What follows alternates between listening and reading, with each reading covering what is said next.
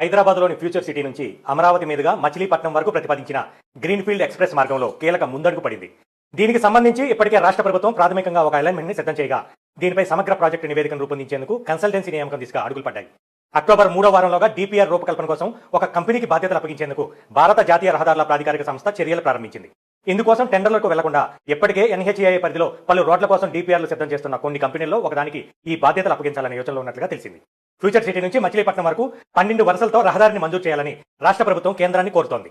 ఈ నేపథ్యంలో 4, 6 వరుసల రహదారి నిర్మాణానికి వీలుగా అలైన్మెంట్ రూపొందించేలా కన్సల్టెన్సీకి బాధ్యతలు అప్పగించనున్నట్లుగా సమాచారం. 12 వరుసలుగా నిర్మించేందుకు ఎంత మేర భూమి కావాలి, ఇందులో 4, 6 వరుసలకు ఎంత అవసరం అవుతుంది, మొత్తం రహదారి కోసం ఎంత భూమి అవసరం అవుతుంది అన్న వివరాలను కన్సల్టెన్సీ సంస్థ తేల్చనుంది. మార్గ మధ్యంలో ఎన్ని వ్యవసాయేతర భూములున్నాయి, అటవీ ప్రాంతాలు, చెరువులు, కుంటలు, నీటి వనరులు ఎన్ని ఉన్నాయనే వివరాలను పేర్కొంటూ ఒక నివేదికను రూపొందించనున్నారు. ప్రస్తుత ప్రతిపాదిత మార్గానికి సంబంధించి తెలంగాణ ప్రభుత్వమే ప్రాథమికంగా ఒక అలైన్మెంట్ ని రూపొందించింది.